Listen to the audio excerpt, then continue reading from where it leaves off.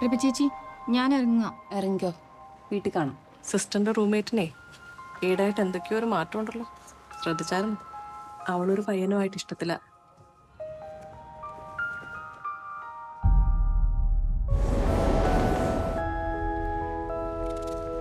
ഇത് പ്രവേശിക്കാണല്ലോ. ഇതിപ്പോ ആരയക്കാനാ? ഒന്നും കാണുന്നില്ല.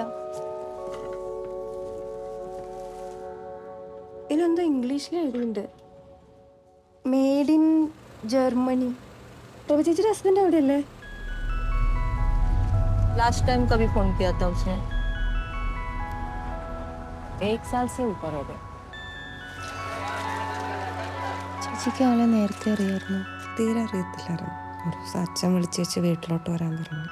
ഞാൻ ചെന്നപ്പോഴത്തേക്ക് അവർ കല്യാണമൊക്കെ നിശ്ചയിച്ചു കഴിഞ്ഞായിരുന്നു. ഒട്ടും അറിയാത്ത ഒരാളെ എങ്ങനെയാ കല്യാണം കഴിക്കാം?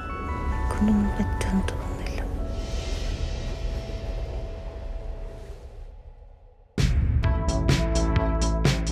അതിനെൻ്റെ മോനെ രാത്രി വരെ കാത്തിരിക്കേണ്ടി വരും. പക്ഷേ തൽക്കാലത്തേക്ക് ഞാൻ ഈ മേഘത്തിൻ്റെ കയ്യിൽ കുറച്ച് ഉമ്മ കൊടുത്തു വിട്ടാലോ?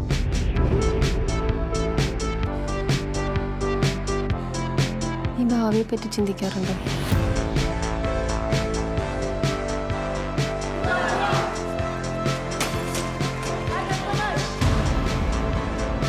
ആൾക്കാരെ നമുക്കറിയാം തോന്നുന്നു, പക്ഷെ നല്ലതാവാൻ വലിയ സമയം